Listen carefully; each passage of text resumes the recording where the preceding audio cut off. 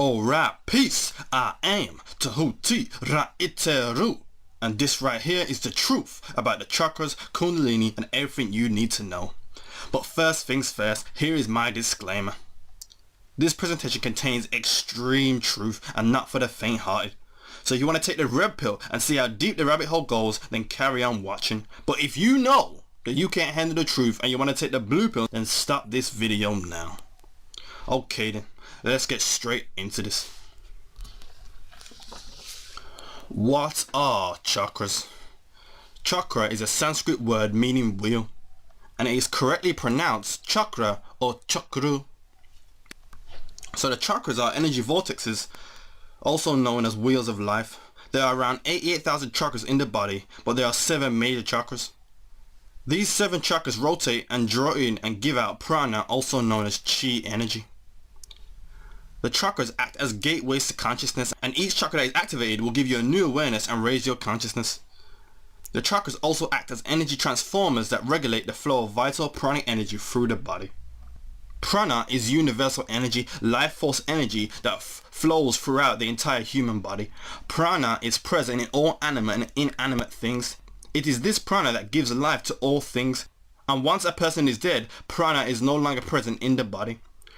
Prana is translated as breath. So prana is said to be the breath. It is also said to be the spirit. So prana is the essence of the spirit. And through the breath is how you utilize prana. Everything contains prana, such as the food you eat and the air you breathe. Prana is drained by every thought, word and deed. It is replenished by the breath. Also, it is said that your life is not measured by years but how many breaths you take. This is because it is a prana that keeps you alive. This is why yogis practice something called pranayama, which yama means control. So pranayama is to control the intake of prana through their breath and other activities. By doing so, yogis are able to control their lifespan. Also, depending on one's level of consciousness will determine how much prana or chi energy that they can gather and store in their body and how much energy they give out. Now the chakras act like cones that draw in energy like a vortex. The chakras are also like flower petals, each chakra having a different amount of petals. But only a fully developed chakra has a full amount of petals. Someone who is very new to consciousness and spirituality won't have any petals to begin with. And their chakra system will actually draw in more energy and give out less energy, so instead the prana is stored in their body. But someone who is experienced in spirituality and consciousness will give out more energy, and their chakras will be much larger, and they'll be able to store in more chi in their chakras and in their body. For example, a yogi will be more experienced in spirituality and their chakras will be much larger than an average person, and they would have more chi stored in their bodies and will give out more energy as well. And this energy that they give out would affect the atmosphere and the people they come into contact with. The chakras and a person's prana can also affect the environment and the people around them, which can be in a positive way by sending out positive vibrations, or in a negative way by sending out vibrations of fear. So when a group of people living in a certain area are conscious, this raises the overall consciousness of that entire area, and whoever goes to that place, their chakras will be affected by the vibration and level of consciousness that is present there.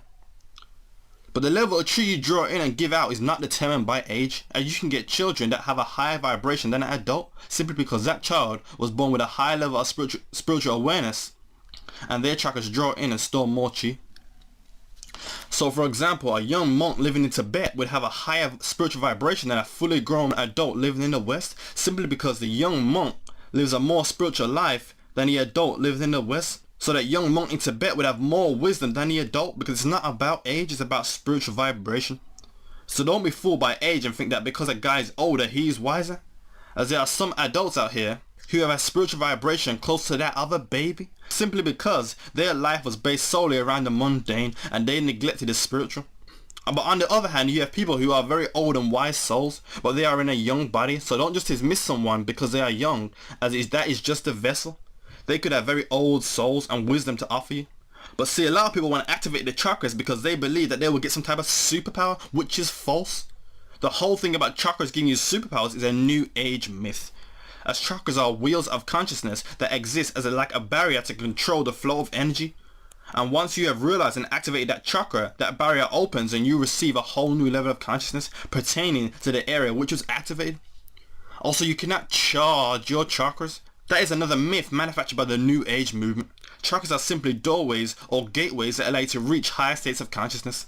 But see, what these New Agers want to do is make chakras seem like some mystical phenomenon that gives you superpowers. They're trying to blend chakras and fantasy together to draw people in, so that way they can sell you some of their products. Alright, let's go to the next one. The 7 major chakras. So you have 7 major chakras in the body, but in India they teach 12 major chakras or sometimes 14 major chakras. But we're just going to focus on 7 major chakras. Now each chakra has its own color, elements, crystal, gemstone, astrological sign, planet, gland, hormone, parts of the body, and is associated with one of the 5 senses. The chakras themselves are like funnel-shaped combs that are connected to the spinal column and protrude outwards to the front. The chakras also have an opening on the back as well. Also, the chakras are like lotus flowers, and each chakra has its own number of petals. But as the chakras become more developed, they get larger and the colors get brighter and the chakras protrude out much further. But each chakra is interconnected, so if one is not functioning properly, then this will affect the harmony of all the other chakras. So harmonization of one chakra is just as important as all the other chakras. The chakras also rotate. It is their rotation that draws in and gives out energy. But see, these New Agers want you to think that the chakras rotate in accordance with a person's gender, and that they are like cogs. For example, when one chakra rotates clockwise, the other counterclockwise. That couldn't be further from the truth. Because if a chakra only rotates one way, then how does that explain how it is able to draw in and give out energy? Well, it turns out that a chakra is able to spin clockwise and counterclockwise. Alternatively, the top layer spins clockwise and the bottom layer spins counterclockwise. Now, the clockwise rotation draws in energy while the counterclockwise rotation gives out energy. Also, the chakras normally spin at a rapid rate. When spinning very fast, they appear as shining balls of light. But if the chakra is blocked, then it will spin at a slow rate, which in turn makes the petals visible. Now, a person with less developed chakras, their chakras will take in more energy than they give out, and the energy would just come in and out straight rather than spiral. Now, the chakras also have a protective web that filters out negative energies from entering the chakra. But through negative thoughts and negative feelings, this protective web can be damaged and develop holes and cracks, so now negative energies can set in. As a result, the chakra now becomes disharmonious, but a harmonious chakra is one where the filter is intact, so no negative energies can enter the chakra. But a chakra that is blocked, this is where negative energies can hinder the chakra's rotation, so it doesn't spin as fast as it should be spinning. Also, once the protective web is damaged, the negative energy that a person brings into their chakra, they will also give out that energy on the same frequency as well. You also can rub parts of the body where the chakras are said to be located. This helps the flow of energy through the chakras. But this is only recommended if your chakras are fully developed, because as I mentioned earlier, a chakra is similar to a lotus flower, and one that is not fully developed doesn't have all the petals, so turning it would actually be detrimental and make the energies flow incorrectly. Here's a picture of an adult chakra compared to a child's chakra. As you can see, the child's chakra is not fully developed. Also, you see that the child doesn't have all the petals and is not a complete funnel shape. So the child's chakra will take in more energy and give out less energy. Also, you have major chakras, and sub-chakras of these are called minor or secondary chakras. And then the sub-chakras of a minor chakra are called mini chakras. These chakras are there to relieve and take the flow of energy if there is too much energy flowing into the main chakra. So for example, you have your main heart chakra, but you have 6 other minor heart chakras surrounding it to take the excess energy. You also have the main sex chakra and 2 other minor chakras around the sex chakra to absorb the flow of energy if there is too much flowing into the main sex chakra. Also, you may have minor chakras located in the hands and have smaller mini chakras in the fingertips and the joints of the fingers. The chakras also have different sizes. For example, an average size for a major chakra is 3 to 4 inches in diameter. The size of a minor chakra is 1 to 2 inches in diameter, and the mini chakras are smaller than 1 inch in diameter. Now, depending on the development of a person's major chakra will determine its size, and the bigger the chakra, the more energy it can take in and give out. For example, a person who is mentally challenged or very underdeveloped, the size of their major chakras will be 2 inches or less. Then a person who's below average, their major chakras will be 2.5 inches. Then an intelligent conscious person, the size of their major chakras will be 4 to 5 inches. Then a highly intelligent conscious person, the size of their major chakras will be 6 or more inches. Then an advanced yogi or saint, the size of their major chakras will be 18 inches or more. And a super person or godlike person, their major chakras will be 2 meters or more in diameter. Also, because each chakra is connected to certain parts of the body, depending on which part of your body is causing you trouble, you can quickly identify which chakra is associated with that area and act accordingly. Okay, so you first have the root chakra, which in Sanskrit is pronounced Muladhara, and it means root support, hence the name root chakra. The color of the root chakra is fiery red. This chakra deals with the earth element and is associated with the sense of smell, also with the sun and the planets Mars, Pluto and Saturn. It's also associated with the astrological signs of Taurus, Scorpio and Capricorn. The root chakra is also associated with the adrenal glands and the hormones adrenaline and noradrenaline, which are produced by the adrenal glands. Also is associated with the parts of the body such as the spine, bones, teeth, nails, legs, anus, intestines, prostate gland and blood. The location of this chakra is the coccyx, the base of the spine, also known as the tailbone. This chakra is a four-petaled lotus and opens downwards through the area between the anus and the genitals in men and the cervix in women. There are also 7 more chakras below the root chakra, known in Sanskrit as Atala, which is under the root chakra. Then you have Vitala, Sutala, Talatala, Rasatala, Mahatala and the lowest Patala. These chakras relate to the other life forms such as insects, plants and animals, and these chakras are associated with the planes of existence below the earth plane, whereas the 7 major chakras will be associated with the higher planes above earth, known in India as the 7 lokas, meaning 7 worlds or 7 heavens. So in other words, each chakra comprises its own dimension. Now the function of the root chakra is to keep you grounded and deals with your basic needs such as fight, flee, feed and fornicate, which are all methods of survival. This chakra also deals with your ability to manifest the things you need in life. This is the chakra that provides you with the vital energy to get things done. Someone who has a harmonious root chakra will be very confident, headstrong and have a lot of determination and personal drive. People with harmonious root chakras are your typical go-getters. They also will have a strong sense of self and security and be aware of their surroundings, and they will be able to easily manifest their needs and their basic needs will always be met. A person with a disharmonious root chakra, meaning that is active but not functioning properly, they will live a reckless life. They will dive straight into things without thinking it through. They will live a very selfish life that primarily revolves around them getting what they want without taking into consideration the needs of others. They may also tend to acts of violence and bullying tactics in an attempt to get what they desire. So in other words, they still get what they want, but they don't care about how they get it. On the other hand, they may have a distorted sense of self-security, and they will be very careless and leave themselves open for people to take advantage of them. Furthermore, they will quickly trust anyone whom they come into contact with, as this may stem from an overconfidence in their sense of security or just simply a lack of care. But someone whose root chakra is closed or blocked will find it difficult to manifest their needs in life. Also, they won't be very self-sufficient, so they will constantly depend on others to fulfill their basic needs. They'll also be more grounded or comfortable in their own environment and would prefer to be in a familiar environment.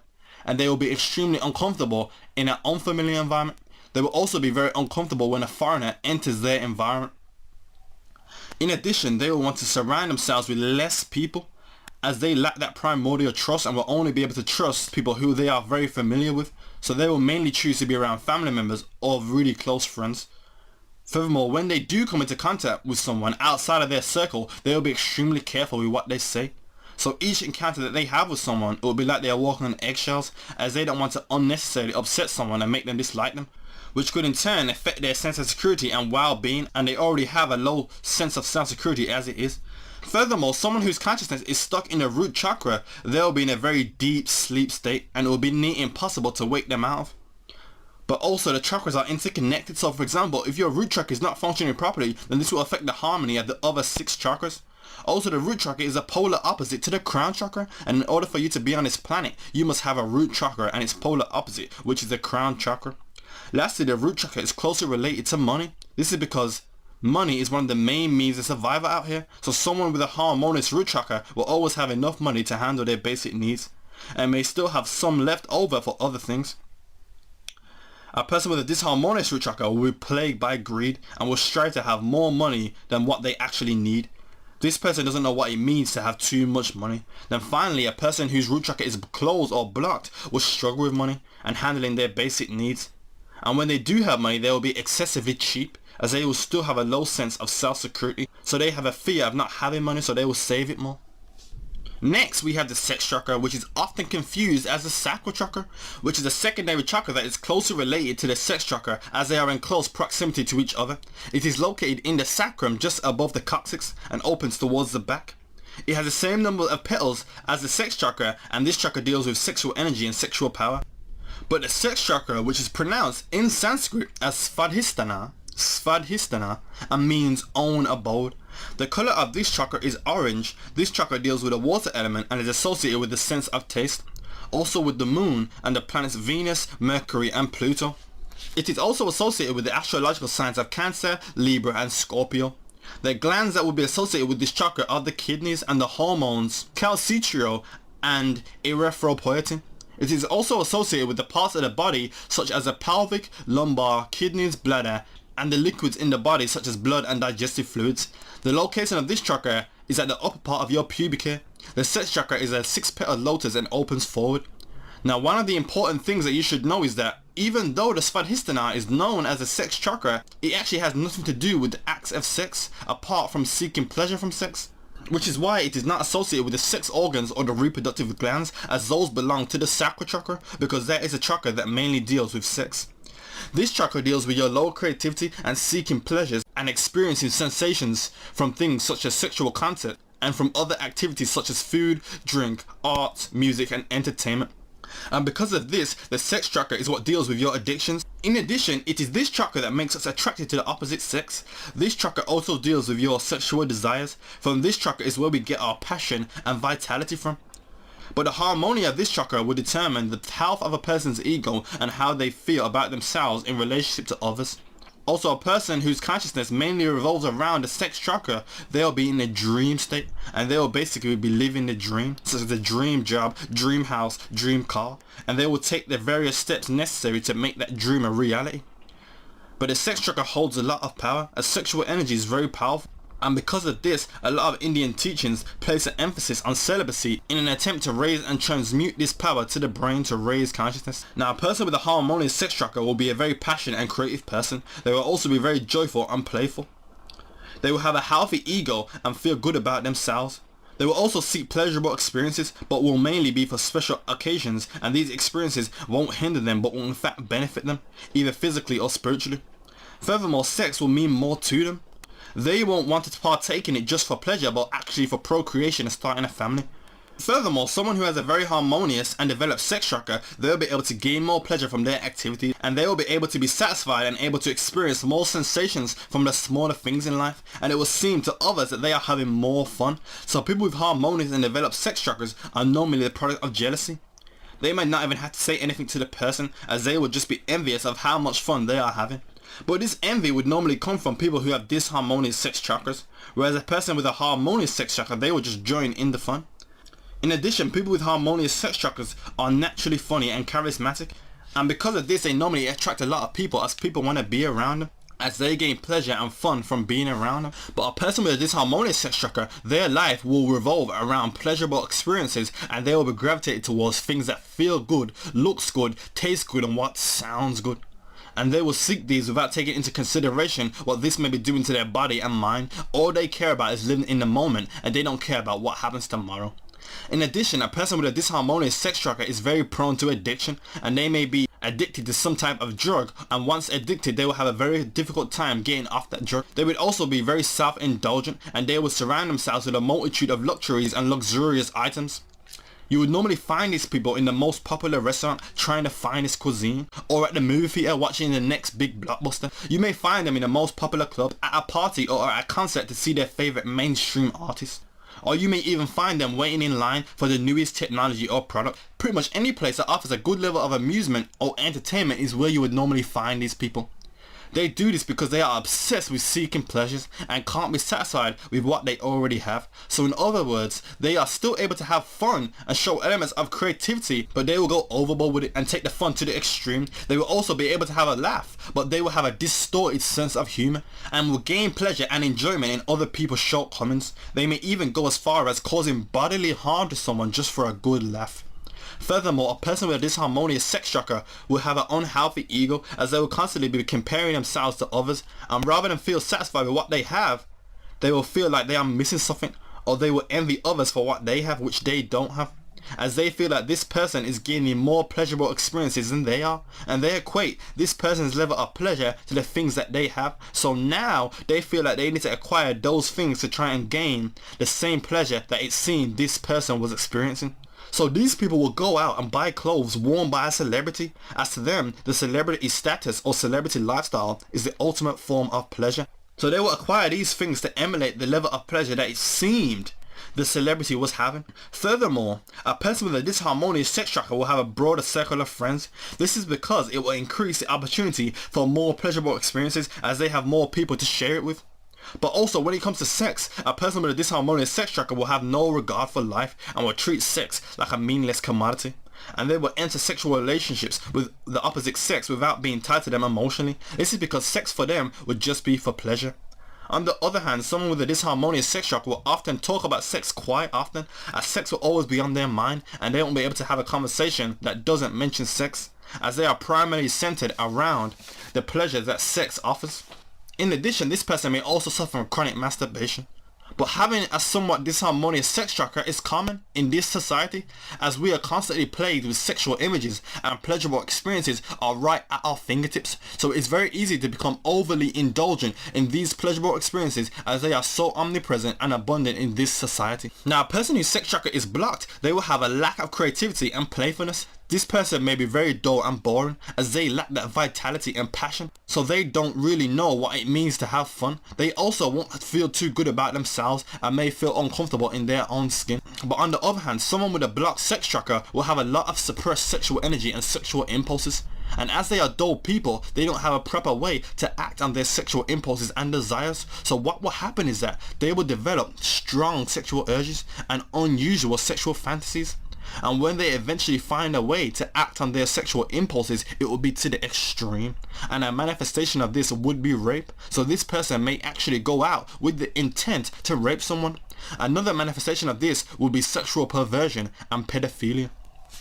Next we have the chakra, which is commonly known as the solar plexus chakra, but it is really the navel chakra. The solar plexus chakra is a separate secondary chakra which is located above the navel, but is closely related to the navel chakra, as it also deals with your emotions.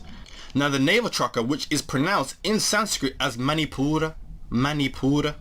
Also another name for this chakra in Sanskrit is Nadi, which means navel.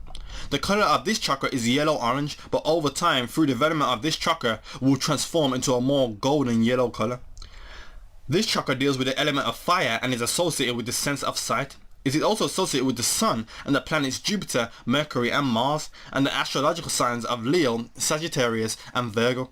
The gland that is associated with the navel chakra is the pancreas and also the hormone insulin. It is also associated with the parts of the body such as the lower back, abdominal cavity, digestive tract, stomach, liver, spleen, gallbladder and the anatomic nervous system. The location of this chakra is right at your navel and it is a 10-petaled lotus and opens forwards. There is also another secondary chakra that is a counterpart to the navel chakra and opens towards the back and is directly opposite the navel chakra. This chakra is often called Ming Men or Door of Life chakra. It has the same number of petals as the navel chakra, and this chakra deals with the quality of your emotions such as their strengths and weaknesses. But the primary navel chakra deals with your emotions, your willpower and self-assertion, but your ability to assert yourself would depend on the harmony of this chakra. Furthermore, because of this, the navel chakra is what controls leadership and how dominant a person is. This chakra is also the center of your true personality and controls your likes and dislikes. Also from this chakra is where we get our initiative, courage and enthusiasm from. Also from this chakra is where we get our self-restraint, self-control and self-discipline from. But this is also the chakra where we base our relationships off. So depending on how we feel within our navel chakra will determine the type of people we attract into our life and the things we attract as well. But similarly, the navel chakra is what controls your desires and your ability to will them into existence. But because the navel chakra deals with self-assertion and willing your desires into existence, it is heavily influenced by the ego, as this is its main driving force, and the health of a person's ego will determine the harmony of this chakra. Also, the navel chakra is very receptive to other people's energy as well. And because this chakra deals with your desires and personality, it shows you how other people's personality can rub off on other people. But also the navel chakra is very receptive to negative energy as well, and will often warn you of a negative situation by making your stomach feel uneasy. In addition, the navel chakra is an important center of prana, as it hosts a complex network of nadis that transmit vital energy throughout the entire body, and because of this, the navel chakra is the main storage battery for pranic energy. But we'll get more into that a bit later. Lastly, someone whose consciousness primarily revolves around the navel chakra, they will be in a awakened state, and they will start to question their reality and be more open to truth, and will ask questions about it rather than just reject it. So now, a person with a harmonious navel chakra will be very self-assertive and dominant. They are natural leaders. They are also very courageous and able to use their initiative when necessary. So in other words, they don't just follow the book or follow information given to them by another person. They will just use it as a guideline to make their own decisions and choices. But not only are they able to lead themselves, they can also lead and make decisions for other people if necessary. So basically, the navel chakra is what separates the men from the boys and the girls from the women. Furthermore, someone with a harmonious navel chakra will have strong willpower and will be able to meet their goals in life and get what they desire. They would also be very determined and won't back down very easily, even if it may seem like the odds are stacked against them. In addition, they will have a lot of self-control and self-discipline, and they will know when they have done something wrong without being told. This person will also have a strong sense of self and know what is and isn't part of their true character. Also, when it comes to their emotions, someone with a harmonious navel chakra will be very content with themselves and have their emotions in check. Lastly, they will have a very healthy ego and won't need to show off or try to impress anyone, as they are satisfied with themselves and feel good about who they are. Now, a person with a navel chakra that is disharmonious will be too assertive and dominant. They would want to always be in control and take the lead, and they are very reluctant to let anyone else lead. These people are your control freaks, and they like to rule with an iron fist. They are also able to show elements of courage and can use their initiative, but they are heavily influenced by their ego, and they will be very cocky and arrogant. And they will take their initiative to the extreme and feel like they don't need to listen to anyone else or take advice from anyone else, as they think they know it all. They will also have strong willpower and determination and will be able to manifest their desires. But their desires will be very ego oriented, as they have a lot of pride, so their willpower will be misdirected, and they will want to manifest desires that would make them feel better about themselves or increase their value in the eyes of others. They will also have a strong sense of self, but it will be influenced by their ego, and they may over-exaggerate parts of their personality and believe themselves to be the best when this is not the case. Furthermore, a person with a disharmonious navel chakra is able to express forms of emotion, but their emotions hold a lot of negativity, and they may have some problems with controlling their anger, and they may get easily frustrated. Furthermore, because of this, they lack self-control and often succumb to their own desires, as their desires are governed by their ego, so their ego will often get the better of them.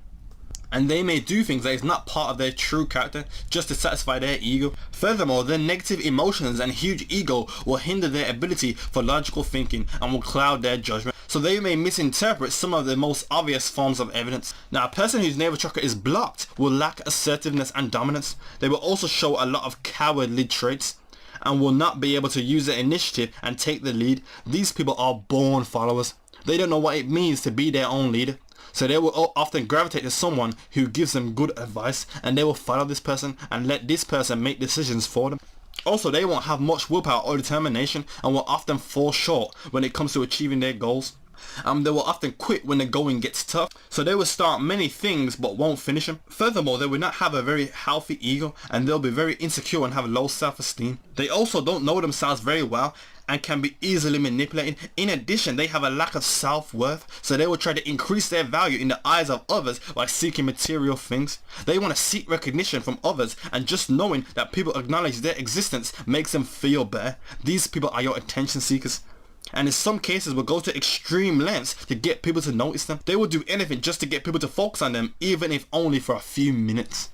Furthermore, they will often conform to the norms of society, and they will do things that goes against their true personality. For example, this person may try to play the bad boy or the thug, when really they are a good boy at the core of their being. They do this as an attempt to seek approval from their peers, as they lack the inner strength to be their own person and say no to conformity. So as a result, they now reject any parts of their true personality that may seep out every now and again that doesn't fit the confines of the social construct that they have found themselves in. But when it comes to their emotions, they will not be in control of them, and their emotions will often get the better of them. They will also do anything to satisfy their emotions, and often not in the best frame of mind. They will also have difficulty expressing their emotions, as their emotions may hold a lot of trauma, so in order for them to not revisit the past trauma, they will reject the emotion that is associated with it. This person may also use material things to satisfy their emotions and fill the void within themselves. This person may also want to surround themselves with multiple people to try and validate their existence. They will also find it difficult to be alone and will crave company from others, so that way they won't have to face their emotions. So a person with a closed navel chakra will have a lot of suppressed emotions that they will be trying to run away from. And in order to cope, this person may also engage in a wide variety of activities and hobbies, and it may seem like they constantly have something going on. They do this as a sort of distraction, so that way they don't have to face or come to terms with their emotions, but eventually all this emotional energy that they have suppressed will have to be let out, and this person will have an emotional breakdown. And it will only take the slightest thing to set them off, and the emotional response that you get from them will be massive, as they have so much unresolved emotional baggage. But they cannot run away from their emotions forever. A time will come when this person will need to sit down with themselves and try to get to the root of the problem, rather than just keep covering it up. The next chakra is the heart chakra, which in Sanskrit is pronounced anahata, which means unstruck sound. But there is also another secondary chakra under the heart chakra known in Sanskrit as hrit, which means heart. This chakra is a wish-fulfilling tree that grants all of which a person wishes and desires. This chakra also deals with the ego, and once a person gets past their ego and their self-neededness, then this chakra will grant all of their wishes. The color of the heart chakra is said to be green, with the pink in the middle, and this chakra can also be enveloped in a golden aura once it is developed. This chakra deals with the air element and the sense of touch. It is also associated with the sun and the planets Venus, Saturn, and the astrological signs of Leo and Libra. The gland that is associated with the heart chakra is the thymus gland, and the hormone thymosin. It is also associated with the parts of the body such as the heart, upper back, rib cage, chest cavity, lower lungs, blood, circulatory system, skin and hands. The location of this chakra is the center of your chest, where your sternum is located. The heart chakra is a 12-petaled lotus and opens forward. There is also another secondary chakra that is located opposite the heart chakra between your shoulder blades and opens towards the back. This is a counterpart to the heart chakra. It has the same number of petals as the heart chakra and deals with a person's willpower and motivation. The function of the heart chakra is to allow you to empathize and sympathize with others through love and affection. The heart chakra is the seat of your deepest and most darkest feelings, so this is where hate can manifest. But the heart chakra is the center of the entire chakra system and connects the energies of the 3 lower chakras to the 3 higher chakras. But because the heart chakra is the center of the entire chakra system, this is where all the hardships and struggles of life is stored. So the heart chakra is where your true strength comes from, and how strong a person is depends on the development of their heart chakra. The heart chakra also allows us to see beauty in the subtleties of nature and also people. The heart chakra is also what breeds consciousness, as the heart chakra is where we empathize and sympathize with others. So from this chakra, it allows us to feel the pain of others, and then we empathize with them, which makes us want to do something about it. But in order for us to do something about it, we must first find out why this is happening and how can we change it. So this is where a person's consciousness comes from, because you care about others and what is happening in the world. So the harmony of this chakra will determine how conscious a person is. But the reason why the people around you are not conscious is because they are vibrating primarily on the 3 lower chakras. So all they care about is themselves. They live very selfish lives, and as long as they are alright and have food, clothing and shelter and some luxuries, then they are satisfied. They don't care about what other people had to go through to get that for them. As long as they have it, that is all that matters. Also, when vibrating on the heart chakra, sex becomes more meaningful, and you are able to reach a deeper level of intimacy and make a deeper connection with your partner. As a result, you begin to make love rather than just have sex. So the heart chakra is really the main chakra, and the harmony of this chakra is the most important of all, as the heart chakra is the center chakra and has a massive influence on the other 6 major chakras. Now, a person with a harmonious heart chakra is full of love and affection. They radiate beauty and compassion from their entire being. Because of this, people are able to bond with them and become easily attached to them. Also, because they have a lot of love, they have an opportunity for healing, not only themselves, but for the other people around them. A person with a harmonious heart chakra would create a loving and caring environment for the people around them, which would offer peace and comfort to anyone who comes into this environment. But there are some exceptions of people coming from a loving environment but still having so much hate. This is because they have a lot of unresolved past life trauma, but we'll get more into that a bit later.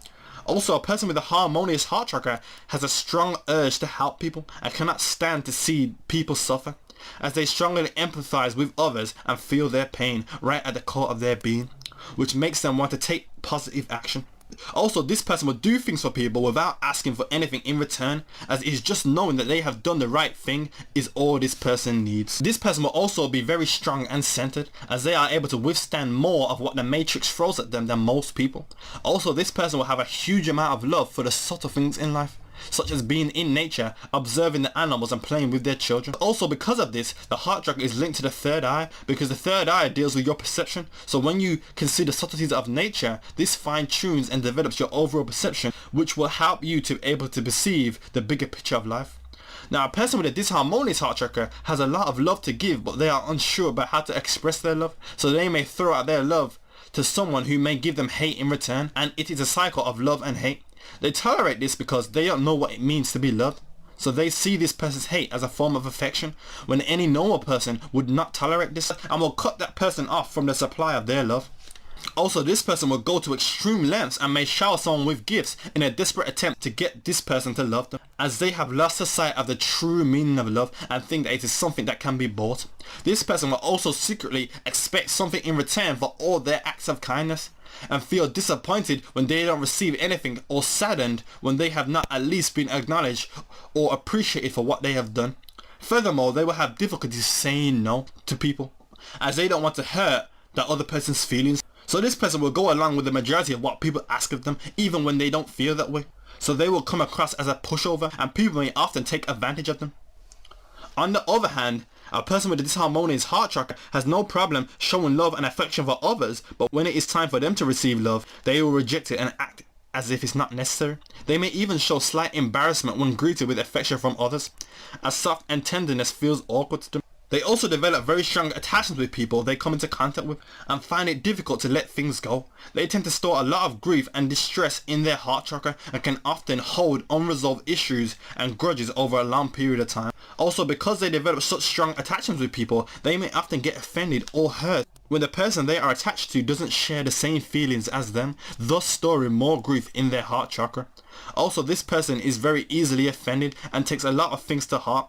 If they are caught in a bad situation, they take it very personally and will often play the victim. This person also finds it very difficult to relax, and they feel like it is a crime for them to treat themselves and have fun. They also don't take kindly to a loss, whether that be a loved one or in an activity, and will grieve over this for many years after the loss. Now, a person whose heart chakra is blocked, they are unable to give their love to others. They hold back and suppress their feelings, and when someone calls for their love and affection, they are nowhere to be found.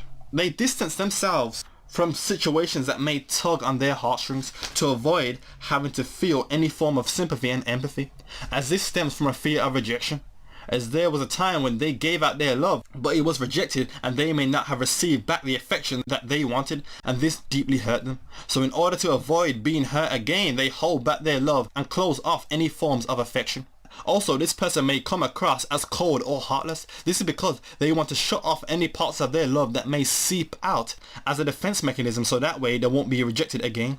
But in some cases, people with a closed heart chakra may have a lot of hate in their heart, and they will express that hate towards the people they come into contact with and say that they are the problem, when really the problem lies within themselves. The hate they have for themselves also manifests in their relationships, and they will attract hateful relationships and be in a constant state of depression.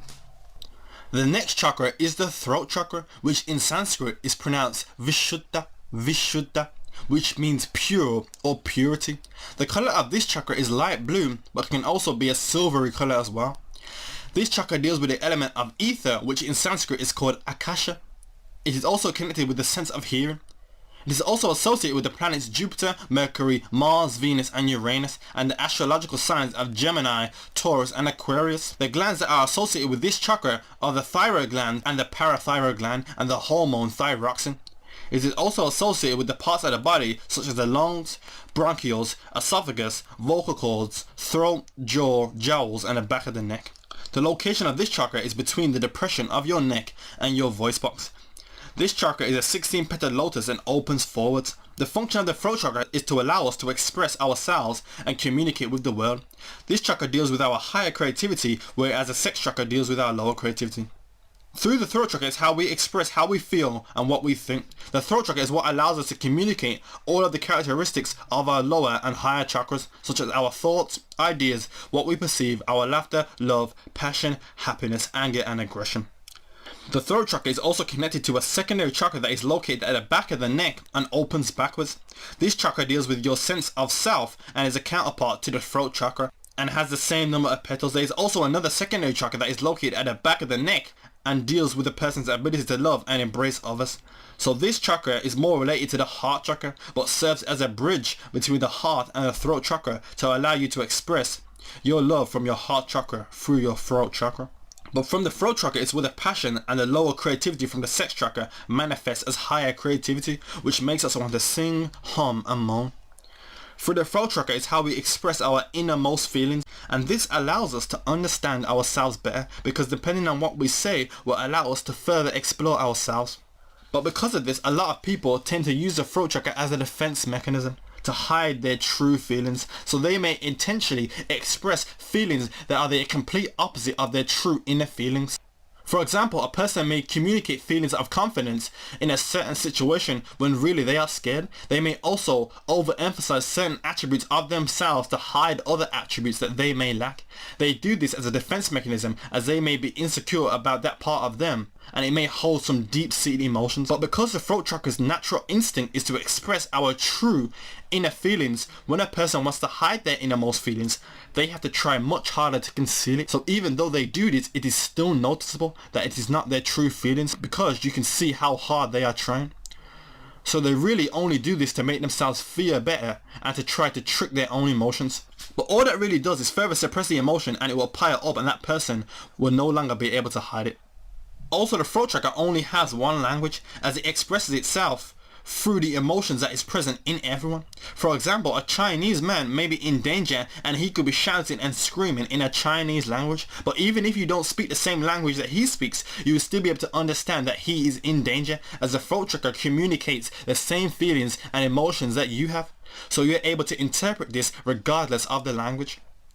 Also, the harmony of the throat chakra does not just depend on your ability for self-expression and communication, but also your ability to listen, as you have to become silent and calm to be able to listen to your surroundings and your inner voice, to be able to accurately interpret this, so that way your throat chakra can express a more smooth communication. Also, because of this, a good public speaker who can express themselves very well is also a good listener, as they have to be able to listen and interpret the information coming from within them to be able to effectively communicate. For example, you may see a good public speaker give a speech where there will be brief pauses in between. They are not constantly talking, as they are able to be silent and listen to their inner voice. Also, the throat chakra can be linked to meditation, and depending on someone's development of their throat chakra will determine whether or not they are able to meditate properly, as meditation requires you to be silent and listen to your inner voice and be able to transmit and interpret the information you receive to be able to further understand yourself and your mission in life. Lastly, from the throat chakra is where you get your so-called introvert and extrovert. An introvert is merely a person with a closed or blocked throat chakra, meaning that they are unable to express themselves through verbal communication. An extrovert is a person whose throat chakra is disharmonious, so they don't know how to shut up, meaning that they express themselves way too much. Also, most of the psychological traits listed of an introvert and extrovert are actually negative psychological traits of a malfunctioning and closed chakra. So this so-called introvert and extrovert is really just society's way of putting labels on things and justifying people's disharmonious and closed chakras. So when we come across someone with a disharmonious navel chakra or sex chakra, we think that it is normal and we just call them extroverted when really they have a problem. So somebody is trying to hide the truth when the truth is spiritual. Now, a person with a harmonious throat chakra is able to fully express themselves without fear. They don't hide their true feelings and emotions. They let them flow out freely when the time calls for them. This person will also be very honest with themselves and be able to reveal their innermost feelings and strengths and weaknesses. This is because this person was able to effectively communicate with their inner being, so they have a better understanding of their true self. So in other words, people with harmonious throat chakras speak the truth. A person with a harmonious throat chakra is also a good listener, so they can be silent and humble themselves to others and listen to what they have to offer. This in turn helps them with their communication, as they are able to come across as more clear because they are able to be silent and interpret the information coming from their inner being. This person will also have a strong connection between their mind, body and spirit, as they are able to be calm and understand the message being sent to them via their spirit. Also, this person will speak with passion and intensity. Their voice will be full and they will have a rhythmic tone that makes every word they speak flow well when strung together in sentences and will sound good to the ear. Also, this person is very true to themselves. They are able to convey their true feelings, so they will always say what they mean. For example, when this person says no, they mean no. Furthermore, because this person has a clear channel between their mind, body and spirit, they are very grounded and confident within their communication. And once this person gets going to expressing themselves, they are not easily swayed in the opposite direction, as they truly believe deep within themselves that they are saying the right thing. This confidence also allows them to express themselves and stand alone, even when everyone else has doubted them, as they are free and liberated from self-doubt. They have a clear road ahead and know exactly what they need to do.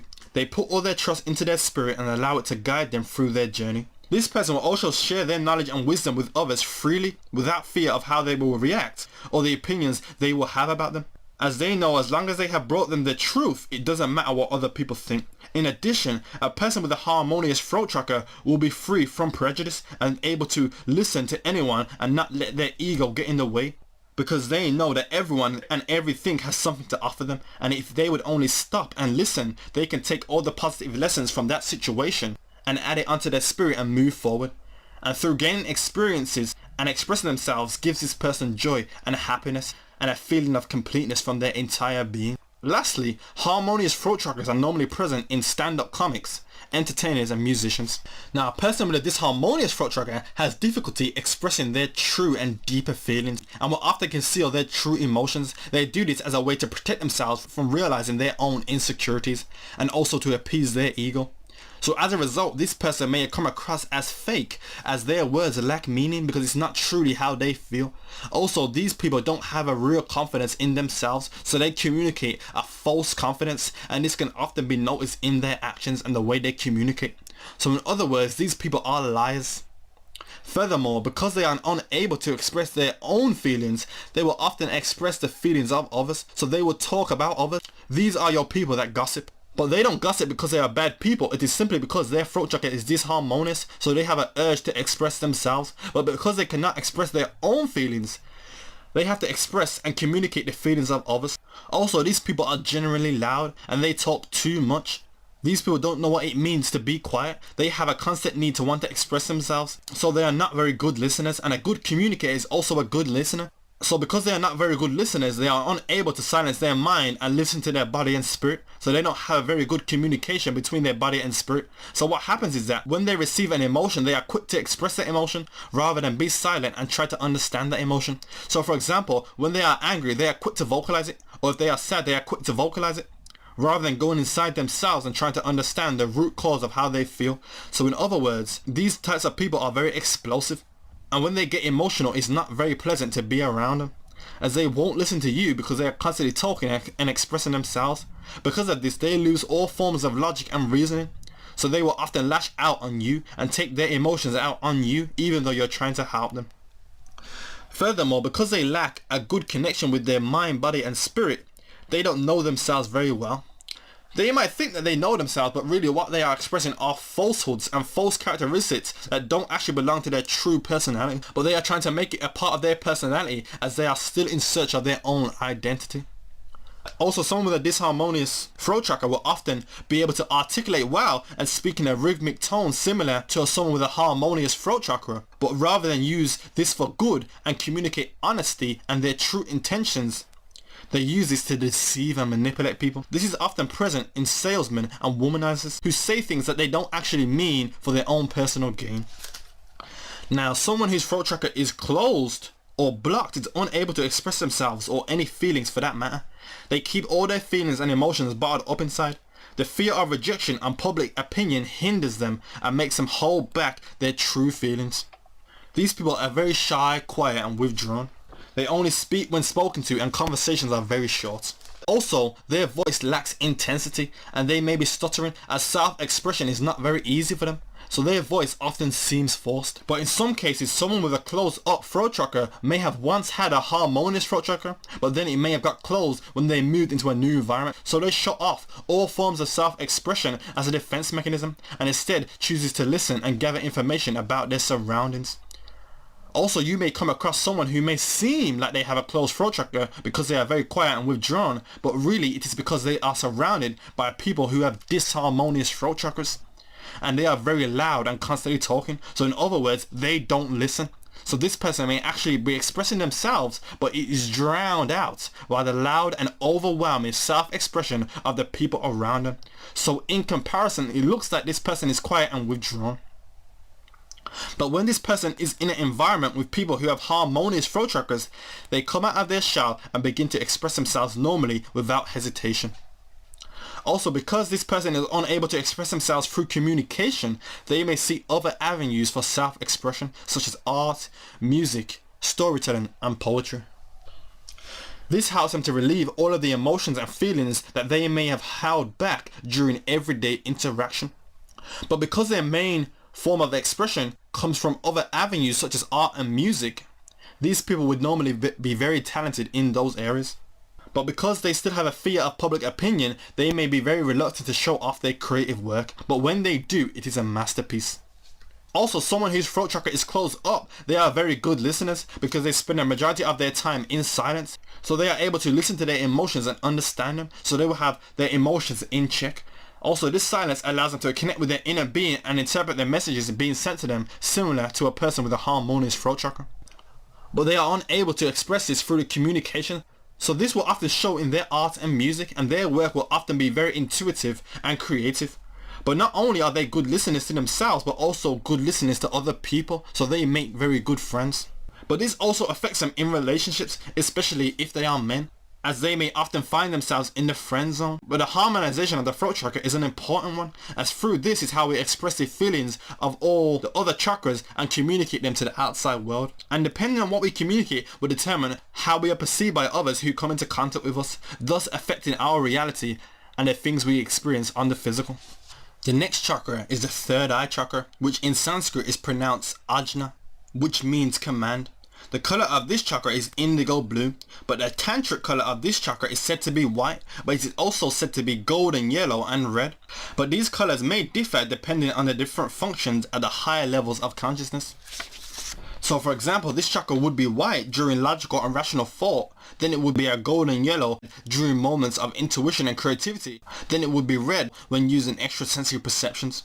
This chakra deals with all senses including extrasensory perceptions, but this chakra is not based on any traditional elements, but in the Vedanta it is said to be associated with the mind. But there are 4 different variations of the mind in the Vedanta, which are Buddhi, which means intellect, Amkar, which means ego, Chitta, which means memory, and Manas, which means mind or lower mind. And the one that is associated with Ajna is Chitta. It is also associated with the planets Saturn, Mercury, Jupiter, Uranus, Neptune, and the astrological signs of Sagittarius, Aquarius, and Pisces. The gland that is associated with the third eye is the pituitary gland and the hormone vasopressin. It is also associated with the parts of the body such as cerebellum, ears, nose, sinuses, eyes, face, and part of the nervous system. The location of this chakra is right between your eyebrows, and it is a 2-petaled lotus which opens forward. There's also another chakra that located at the back of the head, which is the counterpart of the Ajna Chakra and has a similar function to the Ajna Chakra, one of which is the manifestation of ideas, and this chakra has 96 petals and opens backwards. The function of the third eye is to give you a broader perception and access to higher levels of thinking. Through the third eye is how we perceive truth and discern them from lies. This chakra deals with self-realization and self-authority, which are both fundamental principles of know thyself. Also, depending on the level of consciousness someone has will determine what this person can perceive and their mental capacity. Also, through development, a person can make their third eye much sharper, which will give this person a higher high level of thinking and perception that will surpass the people around them. So the things that this person will be able to see, others will not. And it doesn't matter what you say to them, as they won't be able to see it simply because they are not at that level. Also, because of what you can perceive creates your reality, people who have a developed third eye will be on a completely different frequency than everyone else, as they will be in a different reality, because what they can see others cannot see, and they won't be able to bring someone else into their world because they literally don't have the eyes to see what they see. That is like a horse without blinders on trying to convince a horse with blinders on that there is a whole new world and a whole new experience. But the horse with blinders on will not believe the other horse, because the horse with blinders literally cannot see what the horse without blinders can see. This is the same with people, because their third eye is not developed as yours, so their perception is very linear and straightforward. And because your perception and what you see creates a reality, these people live a very mundane life.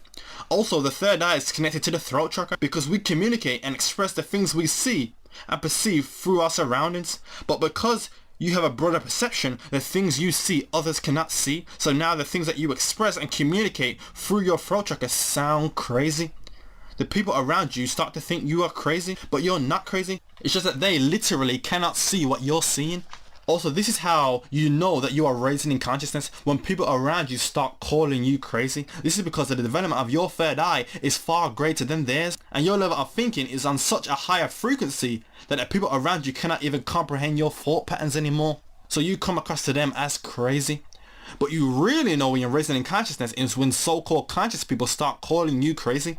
And this shows that your mental capacity is rising above theirs at such a high rate that they can't even keep up with you anymore. So the things that you say and the things that you do just seem crazy to them.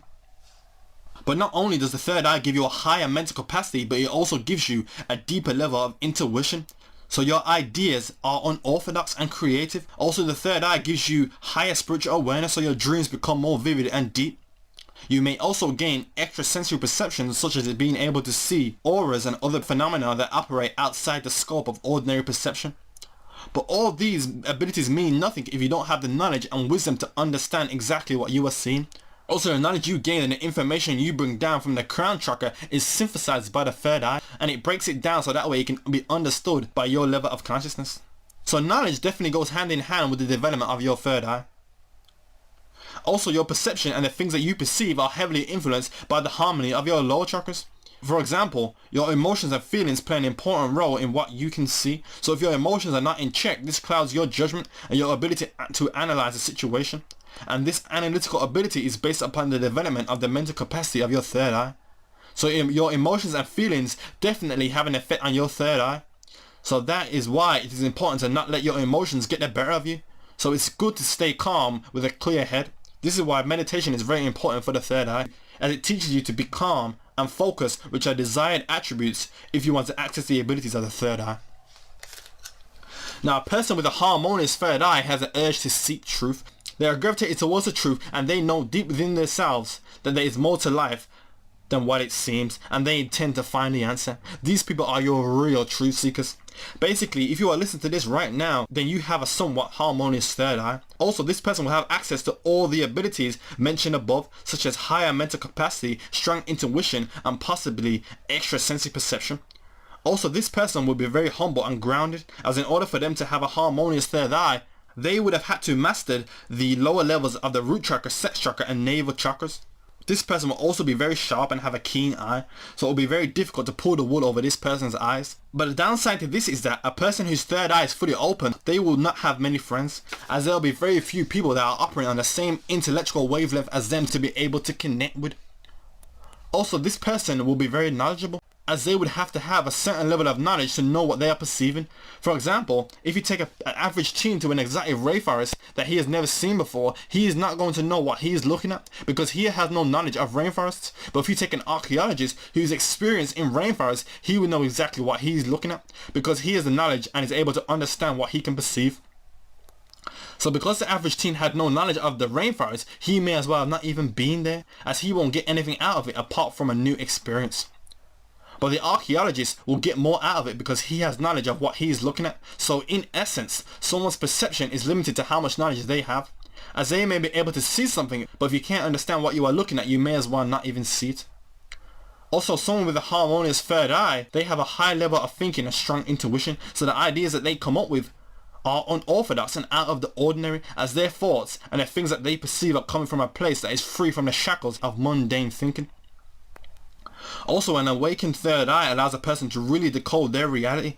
They can decode their dreams. They see life with new eyes and see their life and the things they come into contact with as a synchronistic, and they are able to understand that there are no coincidences in this matrix and everything happens for a reason. For example, if something occurs in their life, they are able to break it down and understand the steps it took for this to take place and know exactly why this needed to happen.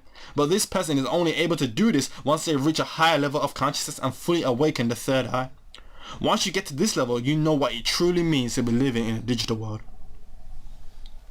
This person will also be very calm and settled, as you would have to be in order to decode your reality and gain clarity in your thoughts. So that way you can access the abilities that the third eye has to offer. But the possibilities of a fully awakened third eye are boundless, and the abilities that one can gain differ from person to person. But one thing I can say for sure is that once you fully awaken your third eye, your level of consciousness will have transcended the constraints of this material realm, and the only things that will be limiting you is your own imagination. Now, someone with a disharmonious third eye does have higher mental capabilities, but their mind is stuck in a rational form of thinking. They will only be able to accept things to be real that can be rationally analyzed. Also, they will be able to think outside of the box, but their perception is limited to the material realm, and anything that is outside of the material realm, they refuse to believe or acknowledge its existence.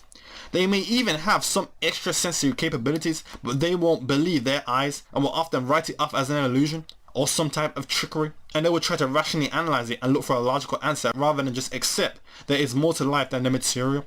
So they will be unable to trust in their intuition. Also, someone who has a disharmonious third eye won't have much knowledge of the spirit world or any higher realm above the physical.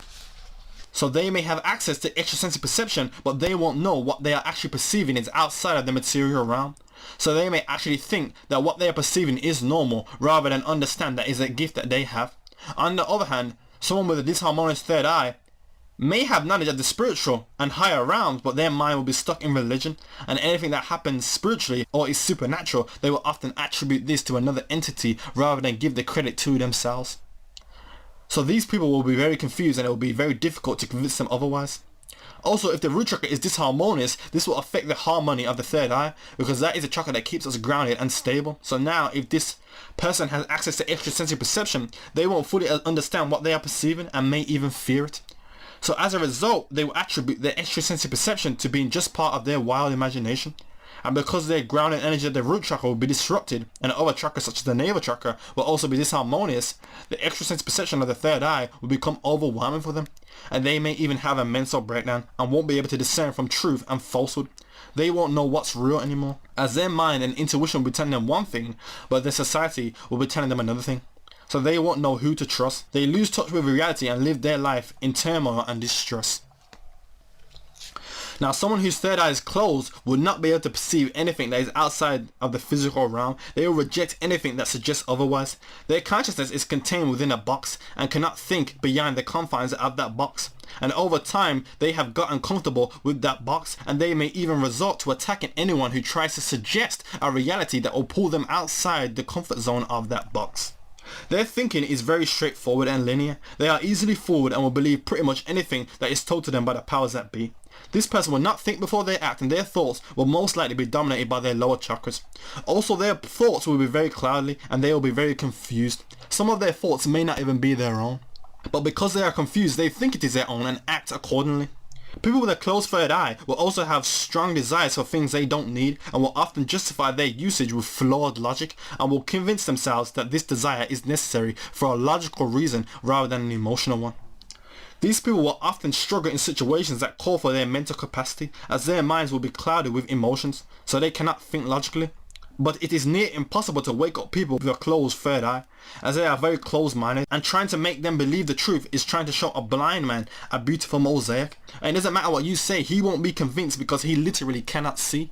As a lot of conscious people seem to think that all they have to do is show these people with a closed third eye the truth and they will believe, as this is not the case because they are blind, so they literally cannot see what you are seeing. So the only real way for these people to wake up and see the truth is for them to command their lower nature and master their lower chakras. But this is something that they must do on their own. You cannot do it for them. Now finally, we have the crown chakra, which in Sanskrit is pronounced Sahasrara, which means 1,000. Now the crown chakra that we refer to in the West is really a secondary chakra known in Sanskrit as Nirvana, but can often be referred to as Brahmarandra, which means crevice of Brahma, which is the anterior fontanelle, which is the soft spot on the head of a newborn baby. This is the crown center and ties into the main crown chakra, but the true Sahasrara chakra is actually located above the head. But because it is located above the head, we can't necessarily work with it, so instead we refer to the Nirvana chakra. The color of the true Sahasrara chakra is white, as it contains all spectrums of light. The Nirvana chakra is also said to be shining white, but also violet in hue. So the white color of the Nirvana chakra could correspond to its higher octave, and the violet could correspond to its lower octave. This chakra doesn't deal with any elements or senses, but is associated with the planets Saturn, Neptune and Ketu, which is a mythological planet in Vedic astrology. Also the astrological signs of Capricorn and Pisces. The crown chakra is often associated with the pineal gland, but from my research, I can conclude that the crown chakra is associated with the hypothalamus gland, as this gland is connected to the pituitary gland, and from my research, the hormone that is associated with this chakra would be the hypothalamic hormones, which in turn stimulate the release of the pituitary hormones. And I will explain how I came to this conclusion later on in this presentation. Now the parts of the body that are associated with this chakra are the cerebrum and cranium. The location of this chakra is at the top of the head in the center and is a 100 petaled lotus which opens upwards. But the true Sahasrara chakra located above the head has 1,000 petals. The function of the crown chakra is to connect you to divine force in the universe by drawing in cosmic energy. Also through the crown chakra is how we are able to recognize our own divinity and that we are really spirits animating this vessel. It is also said at physical death that the spirit leaves the body through the Brahmarandra or the Nirvana chakra. The crown chakra is the final seat of consciousness, and once you reach this level you would have mastered yourself and obtained a whole new level of wisdom and knowledge that goes beyond the third eye. The crown chakra also brings with it a level of bliss and wholeness which makes you feel complete. Also the knowledge and intuition that you receive from the third eye is now fully understood and comprehended, which makes this knowledge part of your being, and then you wondered how you ever live without it. The crown chakra is very much linked to the third eye, as the higher levels of perception given to you by the third eye is fully recognized and fully understood by the crown chakra. The crown chakra is also the polar opposite to the root chakra, and both are necessary in order for you to be on this planet, as the root chakra keeps you grounded to earth, and then the crown chakra keeps you connected with the divine or the spirit world. But the crown chakra is very much connected to all the other chakras, as through the crown chakra you recognize all their functions and why they are needed. It also gives you a level of honesty to know which ones are disharmonious. The crown chakra allows you to recognize and come to terms with your sexual impulses and sexual desires in the sex chakra. Then it allows you to truly acknowledge your emotions and accept yourself in the navel chakra. Then it gives you full understanding of divine love from the heart chakra and what it truly means to love yourself for who you are and others around you as they were your own. Then the crown chakra fully awakens a little voice inside of you that wants to express itself and makes you lose all doubt and fear from your self-expression. So in essence, the crown chakra allows you to connect with the divine and recognize all elements of creation as part of you, and you no longer feel distant with the elements of creation as you become one with them. But once the crown chakra is fully awakened, you truly realize yourself, and any remaining blockages in your 6 lower chakras are dissolved, and now your chakras fully blossom into a lotus flower with all its petals, and they vibrate on their highest frequency. Now you begin to fully radiate energy, and as a result you gain a crown of pure light and wisdom shining above your head. Also, a person with a more developed crown chakra will be able to bring down more information and higher knowledge from the cosmos. In addition, the crown chakra is very sensitive to energies, as its role is to absorb cosmic energies to help you realize yourself. So you shouldn't let any foreign energies come into contact with your crown chakra until it's fully developed. So for example, the crown chakra is associated with the cranium, which is your head. So during development, you shouldn't let any foreign energies go to your head where the crown chakra is located. That's why a lot of sisters be going crazy out here, because they are running around with someone else's hair in their head. So that is foreign energy which is now mixing with the cosmic energy that is being brought down by their crown chakra. So now this disrupts the harmony of the crown chakra and thus affects the harmony of the other chakras as well. So during the development of the crown chakra, it's best to only allow energies that you trust to come into contact with your crown chakra. Once the crown chakra is awakened, the person is greeted with an inner calmness, bliss and wholeness. They suddenly realize all of their entire being, and it will feel like they have woken up from a long dream, and all of their life's questions will become answered. They become their own guru and their own teacher. They learn through their own mistakes and any further questions that they may have. All they have to do is direct their attention within, and the answers will reveal itself. Now this person knows what it truly means to be enlightened. Furthermore, this person will now have knowledge of the divine and their divine origin, so they will no longer fear death. In fact, they may even greet death with a smile of joy and happiness, as they know that they will be transitioning back into the divine being they once was. Also, this person will have a new outlook on the world, and they see life as a game or a stage, and the person they are is just the character that they are playing in the game.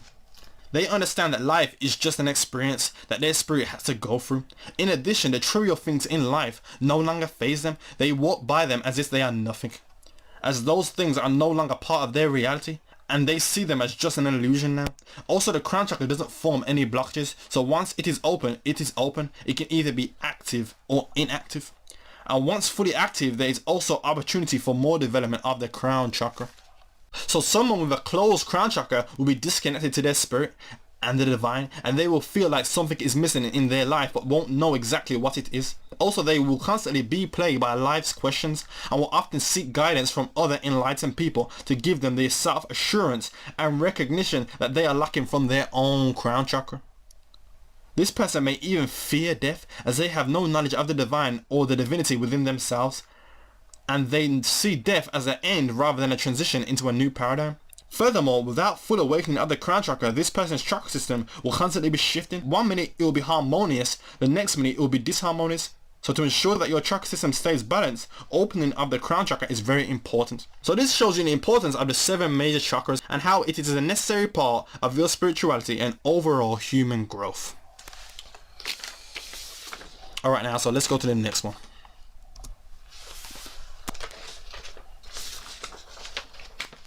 The subtle bodies. Your body's energy system consists of the chakras, the subtle bodies, which is your picture on the left, and the nadis, which is your picture on the right. So firstly, nadi is a Sanskrit word which means pipe or vein. The nadis is what transports the prana or chi throughout the body. Through the nadis is how the chakras send and receive energy from the different subtle bodies. Most ancient texts speak of 72,000 nadis, while other archaic texts speak of 350,000 nadis. Through the nadis is how the chakras take in prana through the surrounding environment and from the cosmos. It then changes the frequency of this energy so that way it can be used for the chakra that is required.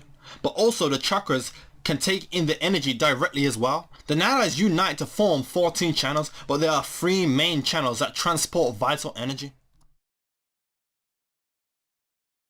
The first being the Sushumna, which is the channel that runs up the spine and connects the root chakra to the crown chakra. But all the other chakras are connected to the Sushumna Nadi channel as well. But the base of the Sushumna channel is located in the Nadi center called Kandamula, which means root bulb. In men, this is located in the perineum, an area between the anus and the genitals, and in women this is located in the cervix. Furthermore, the root chakra also resides here, but it is located above the Kandamula. This area is also known as the Kundalini reservoir, so this is the channel that transports Kundalini energy, but we'll get more into that a bit later. But in most people, pranic energy never flows through the Sushumna Nadi. This is because it is normally closed at the base of the Kandamula and only opens when Kundalini energy is awakened. But because of this Kundalini that travels through the Sushumna, the ancients used to refer to it as the royal road. Now within the Sushumna Nadi, there are 3 more Nadis. The Sushumna Nadi is considered a hollow tube, and within this tube there are 3 more tubes placed within each other. The first being the Vajra Nadi, then placed within that is the Chichrini Nadi, then placed within that is the Brahma Nadi, and the Brahma Nadi is the thinnest tube where only the most delicate and subtlest pranic energy can flow, and through the Brahma Nadi is where Kundalini energy flows. Then next you have the Pingala, which transports the fiery solar energy. The Pingala Nadi has a positive polarity and deals with Surya, which means sun. So this is predominantly a masculine principle. This channel begins from the right side of the root chakra and weaves its way up to the right side of the nostril and also to the right side of the Ajna Chakra. Then you have the Ida, which transports the cool, calm and lunar energy. The Ida Nadi has a negative polarity and deals with Chandra, which means moon. This Nadi is predominantly a female principle. This channel starts off at the left side of the root chakra and weaves its way up to the left side of the nostril and then to the left side of the Ajna Chakra. The Ida and Pingala take in prana or chi directly from the air when we breathe in through our nose. That's why during meditations they say you should breathe in through your nose and out through your mouth, because of the chi that can be brought in through the Ida and Pingala. But even if you breathe in through your mouth and out your nose, it doesn't mean you are doing anything wrong, as there are over 72,000 nadis throughout the body. So you are still taking in chi when breathing through the mouth. But because the Ida and Pingala are main channels, you are able to take in more prana when you breathe in through the nose. Furthermore, the breath coming from your right nostril, which is connected to the Pingala Nadi, is said to be hot. So this is called sun breath. It generates body heat, raises metabolism and accelerates bodily activities. The breath coming from your left nostril, which is connected to the Ida Nadi, is said to be cold, which is called moon breath. The energy from this Nadi cools your body down, lowers metabolism and slows down bodily activities. Also, clear breath switches from one nostril to the other periodically, around every 2 hours, so one nostril will be slightly blocked and the other will be more clear. And right before clear breath flow switches from one nostril to the other, you breathe through both nostrils equally for a few minutes. Now when you breathe predominantly through the right nostril, you are inclined towards physical activities and working, but when you breathe predominantly through your left nostril, you are inclined towards mental activities. So during sleep, the Ida is more dominant, and during waking hours, the Pingala is more dominant. You can also manipulate this energy through the Ida and Pingala. For example, if you need to work but feel tired, you can close your left nostril and breathe through your right nostril to activate the Pingala. On the other hand, if you need to sleep but feel restless, you can close your right nostril and breathe through your left nostril to activate the Ida Nadi. Or you could sleep on your right side, which will make breath flow through your left nostril more than your right nostril, which will activate the Ida Nadi. Also, the nadis is what connects the chakras together, so the energy brought in by one chakra can be transported to the other via the nadis. But in some cases, certain chakras can be blocked, so the energies that was supposed to flow into that chakra cannot, so that excess energy has to flow through another chakra. But often the energies will flow into another chakra that is closely related to the one that was blocked. This is because both of the chakras will have similar vibrations, so the energy frequency doesn't have to be changed. For example, the heart chakra is closely related to the sex chakra, and when the heart chakra is blocked, it will send that energy into the sex chakra. So if you develop unknown strong urges in the sex chakra and have no idea why, this is because you are having problems with your heart chakra and need to resolve deeper issues. Furthermore, acupuncture is based on the knowledge of the location of the mini chakras and the nadis, and the needle is inserted into a nadi that may be blocked in order to make energy flow through it again as normal. Next we have the subtle bodies. You have 5 subtle bodies, including your physical body. There are more than 5, but it's only necessary to cover the 5. Each subtle body has its own energy frequency, with the lowest being the etheric body, as that is the one that's closest to the physical body. Now the 5 subtle bodies are also synonymous with the 5 kosas, which in Sanskrit means sheath. But the physical body comprises its own category. Then the etheric, mental and emotional body are classed as the actual subtle body, which in Sanskrit is known as sukma zarira. Then the spiritual body is classed as the causal body, which in Sanskrit is known as karena zarira, which means causal body, and each body comprises its own dimension similar to the chakras, known in Sanskrit as the 7 lokas or 7 heavens. So there is a realm comprised of thoughts and also a realm comprised of emotions. Now when the physical death takes place, the physical body dies, but the subtle body, which is comprised of the etheric body, emotional body and mental body, is carried over into the next life. So all your thoughts, emotions, knowledge, wisdom, talents, philosophies, spirituality, including your prana and chakras that was gained in your previous life, comes with you into your next incarnation, and then this is what shapes your next life as well. So the most dense of your subtle bodies is the physical body, and in Sanskrit this is categorized as stula zarira, which means bulky or gross body, and the physical body is synonymous with the annamaya kosa, which annamaya means made for food. So this is called the food sheath, as it requires food to effectively function. Your physical body is the least durable of all the bodies, as it is subject to decay and growth. The Annamaya Kosa or physical body is made of 5 elements, which is earth, water, fire, air and akasha. The physical body is the vehicle which you inhabit during your time on the earth plane. The Annamaya Causa or food sheath is heavily linked to the root chakra, as this is a chakra that keeps you rooted to earth and ultimately deals with survival and preservation of the physical body. It provides you with desire to seek food and shelter for the preservation of the Annamaya Causa. The next is the etheric body or the ethereal body. This is synonymous with the pranamaya causa, and prana is the vital energy, so this is known as the vital sheath, as this is where prana or chi is stored. Also, this is where the chakras themselves are located. The pranamaya causa is what breathes life into your physical body, and without it, your physical body would be dead. The etheric body closely resembles the shape and size of the physical body, and through the nadis is how the energy received from the etheric body is transported to the physical body. So each of the subtle bodies are interconnected by the nadis. But because the etheric body is the closest to the physical body, if there is a problem in the etheric body, this will then affect the physical body, which shows you how illness first takes place on the other subtle bodies before it manifests in the physical. So if you fall ill, most likely the cause will be the other subtle bodies, and what takes place in the physical is just the symptoms. But someone who has a very healthy etheric body, this will act as a protective layer that protects the physical body from illness. This is why the etheric body is often referred to as the health aura, because of its close relationship with the physical body. Also, because the chakras are located in the etheric body and they radiate energy, this energy then fills the etheric body, which thus creates the etheric aura. Also, someone with more developed chakras are able to take in and give out more energy, so they will have a much larger aura field, and they will be able to store more prana in their etheric body as well. The etheric body cleanses itself through the chakras, the first being the Navel Chakra, where it takes energy from the sun, which heals the etheric body. It also takes energy from the earth via the root chakra. Then these energies can be stored and is directed to the physical body through the nadis. So now someone whose navel chakra is blocked or disharmonious, this will disrupt the navel chakra's ability to draw in vital energies and cleanse the etheric body. So problems will occur in the etheric body and the other subtle bodies, and these problems may manifest on the physical body, and the symptom of this may be unexplained weight gain or physical illness.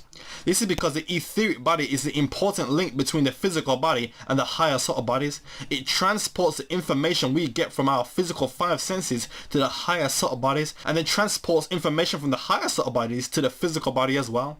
So if the etheric body is weakened, then the transference of this information will be disrupted, and this person may feel emotionally and mentally distraught. So the unexplained weight gain and physical illness that this person had was really just negative energies tied up in their etheric body that had nowhere else to go. This is why a lot of people's physical illness and unexplained weight gain can be linked back to an emotional problem, such as a loss in a family or a breakup in a relationship. But this only goes for illness, not necessarily injuries, as injuries can occur on the physical that wasn't caused by the other subtle bodies. For example, if a guy slips and breaks his leg, his etheric body had nothing to do with that. He broke his leg simply because he broke his leg. But when it comes to spontaneous illnesses and different sicknesses, a majority of this is caused by a problem in the etheric body and the other subtle bodies before it manifests in the physical body. But from my knowledge, spontaneous injuries that occur is normally the spirit world sending you a message. They normally do this to stop you from making a mistake, but the injury would just be severe enough to get you to stop doing what you are doing, but not so severe that it puts you out of commission. For example, the guy that slipped and broke his leg, this was a spirit world stopping him from making a mistake. Maybe the mistake was that he was about to be enlisted in the army, so the spirit world made him break his leg 2 weeks before he was about to be enlisted, thus stopping him from making a mistake. So really, you got to start noticing these synchronicities that take place. The lesson here is that everything first takes place on the spiritual, then it manifests on the physical. Next, we have the emotional body, often referred to as the astral body. This is synonymous with the manomaya causa, which means mental or mind. So this is called the mental sheath, as our emotions and feelings take place on the mind or the mental level. The emotional body is what stores all of our emotions and feelings, and the more developed a person is when it comes to their emotions and how much control they have over them will make their emotional body much brighter and clearer. The aura of the emotional body may extend a few yards beyond and around the person. Also, every change in a person's emotions will radiate out into the emotional body through the chakras. So the emotional body is very dynamic, as the colors of its aura will constantly change, as do a person's emotions. So when a person's emotions are stable, this will appear as basic colors in the emotional body. Also, negative emotions such as fear and anger will create dark clouds in the emotional aura, whereas strong positive emotions such as love and happiness will cause a brighter, more fuller glow in the emotional aura.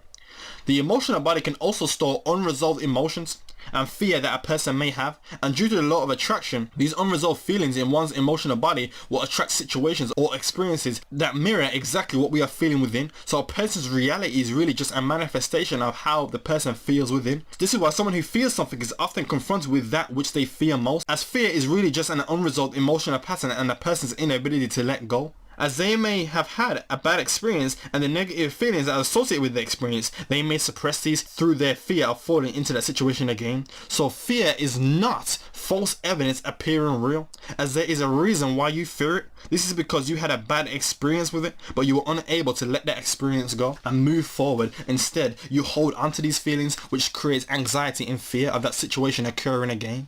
So you avoid that situation or any other similar situation, as you don't want it to provoke those same feelings that are still residing within you. Also, fear can act as a subconscious defense mechanism to protect you from engaging in a situation that gave you a bad experience last time. As a person may fear something but won't know why they actually fear it. For example, a guy may have a fear of cats, but he doesn't know why he fears cats, then come to find out that he was allergic to cats. And when that person comes into contact with cats, they may get an inflamed, irritating rash.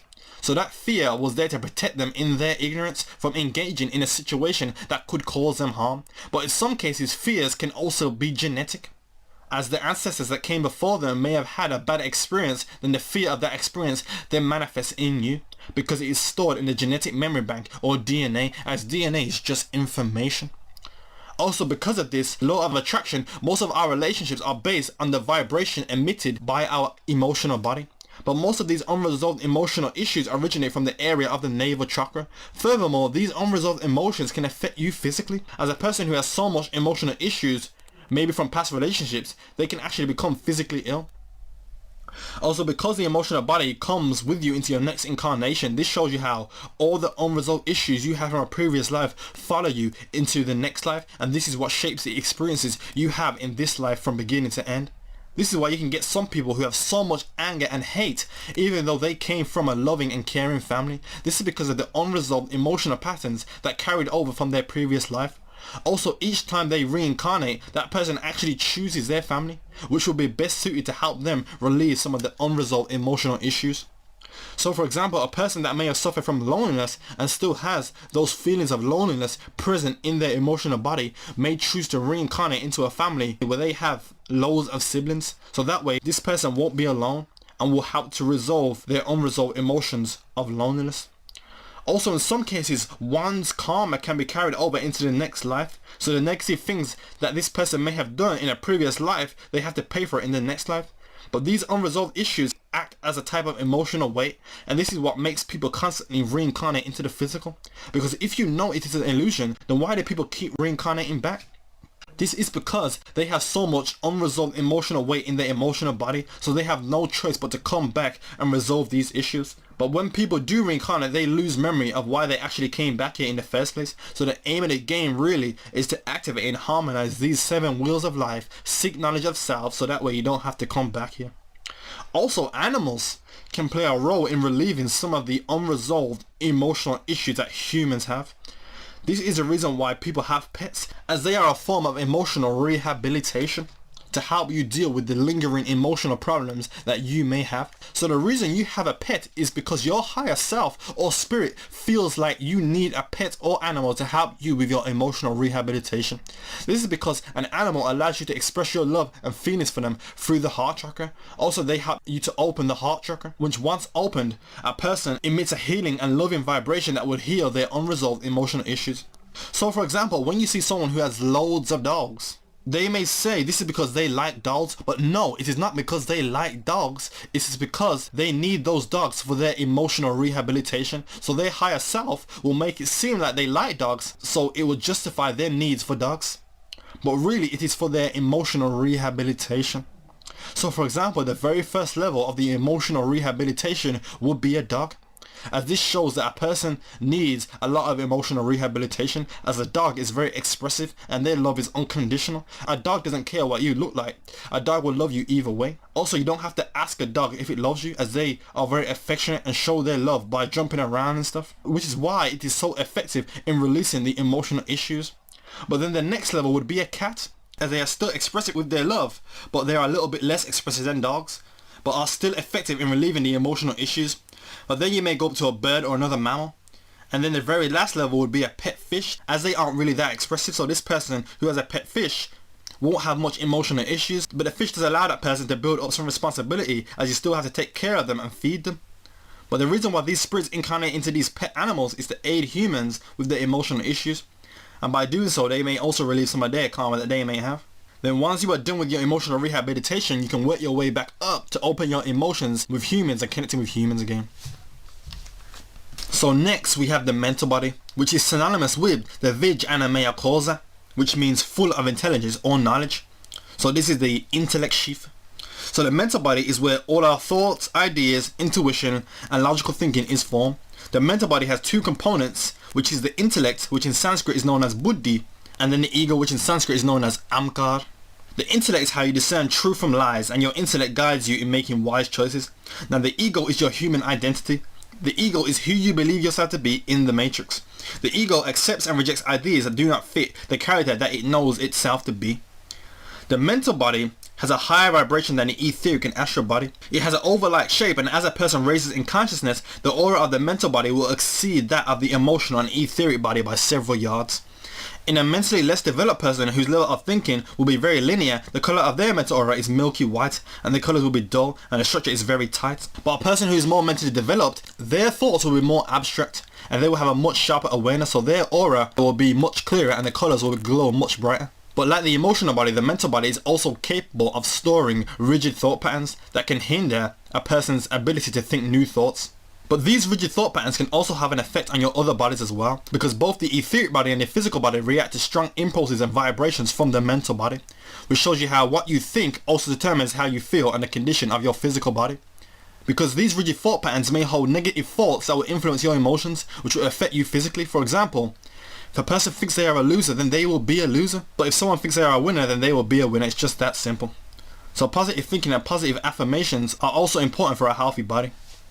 But in some cases, rigid thought patterns can also be positive, and someone could be telling themselves such positive thoughts that it actually becomes detrimental to them, as they may become vain and egotistical. So these positive thoughts may blind them from the apparent reality that maybe they are not as great as they think they are. So a healthy mind is a healthy body, and a healthy body is a healthy spirit. Also, on the other hand, your emotional body can have an effect on your mental body, because your thoughts are limited to your perception of what you're able to perceive through your reality. This includes your intuition and the things in your environment. So for example, on the physical level, the things you perceive through the five senses is then transmitted to the emotional body via the etheric body. Then the emotional body translates this into feelings, which is sent to the mental body. Then the mental body creates corresponding thoughts based upon these feelings received by the emotional body. So this shows you how what a person thinks is based upon what they feel. Also, a person who is too emotional, this can affect how they think, because there is too much emotion being transmitted to the mental body for it to form clear corresponding thoughts. Furthermore, unresolved emotional issues can affect your thoughts, and your perception becomes distorted, and all of your ideas will be based on those unresolved emotions. But because the information you receive from the five senses must first go through the emotional body before it reaches your mental body, so this shows you how thoughts can be biased, as a person's thoughts will be linked to the feeling or emotion that they had at that time. This is why it's very difficult to change the mind of an individual once they have attached themselves to a belief system, because it's not just logic, there's also emotion in there. They are emotionally attached to it, so it doesn't matter what you say to them logically, as they are emotionally attached to it, and it becomes personal for them. So they will disregard any rational alternative you give them. The only way for them to change their mind about that belief system is if they receive a strong emotional impulse that will shock them out of that belief system. Then this will give them a new perception of that situation. So now the rational alternative that you gave them starts to make sense. So once a person gets past their emotions, they are able to accept more new ideas. But this is just what ideas go through on the physical. If the information is received through intuition via the higher sort of bodies, then the mental body will translate this into a more logical and practical way of thinking. This is the true purpose of the mental body. as the intuitional thoughts we receive from our higher bodies will not be limited to the constraints of our emotions, so we have more potential for a higher mental capacity. Also, knowledge what a person gathers is stored in the mental body, as the mental body is carried over into the next incarnation, so the knowledge you gain in this life will carry over into the next life, but you interpret this as wisdom. So you won't completely remember the knowledge, but if you came across that same knowledge, you will instantly resonate with it and understand it. You'll be able to relearn it much quicker because it's already stored in your mental body. But the higher capabilities of the mental body is achieved through the development of the third eye in conjunction with the crown chakra. Also, once the mental body is fully developed, it becomes a direct link to your higher subtle bodies, and a person gains full realization and understanding of their higher self, as they now will have a strong connection with their higher self and able to convert their intuition into rational thought effortlessly. Finally, we have the spiritual body, also known as the causative body. This is synonymous with the anadmaya causa, which means blissful. So this is called the blissful sheath, and this sheath emits the blissfulness of your higher self. The spiritual body contains the highest vibratory frequency of all the subtle bodies. Also, the aura of this body extends to about a yard from the physical body, and it has an oval shape, but in a more developed person, the aura of the spiritual body can extend for miles, and the shape will become more circular than an original oval shape. The spiritual body contains a deep radiance of colors that cannot be described in words.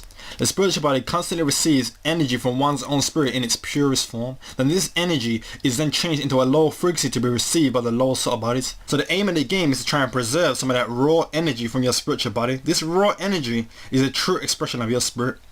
By doing so, you make sure that your lower subtle bodies are clear of rigid thought patterns, unresolved emotions, and that you have a healthy body. This will make sure that the energy being received by your spiritual body is untainted and pure by the time it reaches your physical body to be expressed through the five senses. Also, in conjunction with the development of your chakras, will allow a person to express more of this raw spiritual energy being received by the spiritual body, to the point where the chakras are so developed that a person's physical body can no longer express the amount of energy being received from their spiritual body. So in order for this person to fully express their spirit, they would have to become one with it, as this person's connection with their spirit becomes so strong that they don't even need a physical body anymore. And that right there is true completion and the ultimate goal of physical life. As the physical body is just a training wheel, so that way you can understand the nature of the spirit that dwells within you. The physical body is a limitation, so the expression of your spirit is limited, because when something is limited, it is easier to understand it. But once you fully understand the nature of your spirit, you no longer need the training wheels. But you gain understanding of your spirit for expressing yourself through the five senses. So the goal of everything you do is to understand why you do it. For example, some people like to sing, but singing is just a form of expression for their spirit. But you don't sing just for the sake of singing. The reason why you do it is to try and understand why is it that your spirit feels the need to express itself through singing. Why is it about singing that your spirit likes so much? So if you can understand this aspect of yourself, then you don't even need to carry on singing anymore. So in other words, the reason why we partake in these activities is to understand why we do what we do. So now, imagine that 85% of this planet are still riding around on training wheels, as they don't have knowledge of the spirit and they think that the physical is the only level of existence. And if you cannot perceive a reality outside the physical, then how can you work on yourself and elevate your consciousness to gain full understanding of the spiritual? So basically, these people are trapped here, trapped in an endless cycle of reincarnation, as they never understood why they were here, and you can't really explain it to them as the spirit is unexplainable. So they have to reach this point of understanding by themselves. In other words, I can only show you the way, but I can't actually take you there. So all these soul energy bodies is what confines the human aura. And when you come into contact with someone, the first thing you connect with is that person's aura emitting from their subtle bodies. And this is how we develop our first initial opinion of someone. But we do this subconsciously. The person doesn't even have to say anything. And depending on the vibes that you get from that person, either positive or negative, will influence how you feel about this person. And these feelings will remain constant until you engage with this person and connect with them, to understand why that type of vibration was radiating from their being. Also, you cannot hide your aura, and someone who trusts in their intuition and can feel subtle vibes they get from someone cannot be lied to. So for example, if someone has a very dark aura, then this person can sense this and will receive a negative vibe from that person, and it doesn't matter how nice they sound. So someone whose aura radiates negative vibrations of fear, this will make a person feel uncomfortable around this person, as that vibration of fear attaches itself to your aura. But on the other hand, if a person's aura radiates positive vibrations of joy and happiness, you will be more comfortable in this person's presence. So bottom line is to learn how to trust your instincts. If something doesn't feel right, then maybe you should reevaluate the situation. Alright, so let's go to the next one. Chakras and human development. During the human life cycle, we go through different stages of spiritual development, and each stage is split up into 7-year cycles based on the 7 major chakras in the body. And each of those 7 years is based on one of the 7 major chakras. So the first 7 years will be based on the root chakra, then the next 7 years will be based on the sex chakra, and so on. But each of those 7 years is split up into single year segments based within those 7 years. So during the first 7 years, the base theme for that would be the root chakra, and then the first year would also be the root chakra. Then the second year of that would be the sex chakra, but the base theme is still the root chakra. But the secondary theme is the sex chakra based on the root chakra. Then once you reach the age of 50, you would have completed the 7 chakra stages. And now it starts again on a much higher level up until the age of 98. So by then you would have completed 2 cycles. But this just shows you the stages of development where you go through at certain ages. But that doesn't mean that you can only activate the chakras during these times. All this means is that during these times is when the chakras are best developed. So for example, the sex chakra is best developed during the years of 8 to 14. But that doesn't mean that it cannot be developed during the years after that. All it means is that it'll be a little more difficult to do so. Also, when referring to the chart, you must remember that the age you are now is not the stage of development that you are at, but your stage of development would be the year ahead of your current age. For example, if a person is 20, then the year of development they would be in would be in the 21st year, because they've already reached their 20th year. So now they would have completed that stage and are now moving towards their 21st year. So that is the year of development they are in. Another example is if a person is 46, then they would be in their 47th year of development, as they are now moving towards becoming 47 years old. So now if we take a look at the chart, we see that the first base theme is the root chakra, and the secondary theme is also the root chakra. This means that from the point a baby is born until they reach the age of 1, that is a very important year. This is where the root chakra is at the beginning of its development, and the root chakra deals with survival and trust and being grounded to earth. So it is important that the child is around very familiar energies, but most importantly the mother. So during this year the child should be with the mother at all times. So that way it can build that trust and that good sense of survival. Because if the baby is by the mother's side, she can cater to all of his needs. For example, if the baby needs some nourishment, then the mother can let the baby suck on her breast. And if the baby is cold, then the mother can bring the baby closer to her chest, so she can let her body heat transfer to the baby and keep it warm. And if the baby is tired, then the mother can rock it to sleep in her arms. So as you can see, the mother plays a very important role during the first year of a child's development. This is why in Africa they carry the babies on their back, so that way the baby is with the mother at all times, so they can feel safe and secure, which are fundamentals of survival. But the metaphysical reason for this is because the baby's chakra system is very sensitive and receptive to energies, as it is not yet developed. But on the other hand, the mother's chakra system will be more developed than her baby's. So she will have a much larger aura, and her aura can envelop the child and act as a protective shield, which can in turn make her baby feel safe. Also, if the baby doesn't receive much of the trust and energies that a mother can provide, then this can hinder the spiritual development of this person. So because the root chakra never developed during the years it should have developed, it would now be a lot more difficult to develop this during later life. So now this person may have problems with their root chakra during adult life, and the root chakra is disharmonious, and this will affect all the other chakras as well. So this shows you how in each stage of development it's very important to make sure the chakra in question is properly developed, as this will have an effect on your overall spiritual development in later life. In addition to this, the years with a base theme of a certain chakra and the secondary theme of a certain chakra match up. That is a very important year, because the development of that chakra will be at its peak. So it is important for a person to go through the right experiences to allow that chakra to develop the way it should. Also, there is no coincidence that a child goes through what is known as puberty from the ages of 10 to 11 for girls and ages 11 to 12 for boys, and they finish this at around 15 to 17 for girls and 16 to 17 for boys. This is because during the latter stages of puberty they are in the theme of the Navel Chakra. This shows that during that time they will be trying to understand their emotions and express more of their emotions, which is why there is no coincidence that mood swings and low self-esteem can occur during this time. So this just shows you how human beings go through cycles, and that everything in creation has cycles. Also from this you can see that something that takes place on the physical, such as puberty, is but a symptom, and the actual cause of this, however, is the spiritual and human development of the chakras. Furthermore, whilst the baby is in the womb, it is said that the crown chakra is first formed, then the root chakra is the last one to be formed. This may be because spiritually, you start out as a spirit with infinite consciousness, then the consciousness is slowly downgraded to the level of the physical. So now, when the baby comes out of the womb, they must start from square one, which is the root chakra, and work their way back up to raise their consciousness to the level of the crown chakra. Lastly, the themes for each of the 7 years are also linked to the 5 subtle bodies. For instance, the first 7 years is based on the physical body, as the main focus will be trying to get used to the physical body, such as a toddler taking their first steps. In the next 7 years, from ages 8 to 14, the etheric body begins to develop. So if a child has high levels of prana or chi in the etheric body from a previous life, then this is when they may start to show this, and different spiritual experiences may start to take place here. Then from the ages of 15 to 21 is when the most significant development of the emotional body takes place, and now any unresolved emotional issues from a previous life may start to surface. Also from here is when a person may also want to start asserting themselves and start making decisions of their own, and now begin to shape their own life. Then from the ages of 22 to 28, the mental body should start to develop, and this person may now want to seek knowledge, and any knowledge that they may have learned in a previous life will start to present itself to this person as wisdom and understanding, and now this person may want to offer guidance and advice to people. Then lastly, during the ages of 29 to 35, the spiritual or causative body will begin its development, and during this time a person is able to become fully conscious of the divine and would have gained many spiritual insights. Alright, so that's the end of part 1. Stay tuned for part 2, and peace.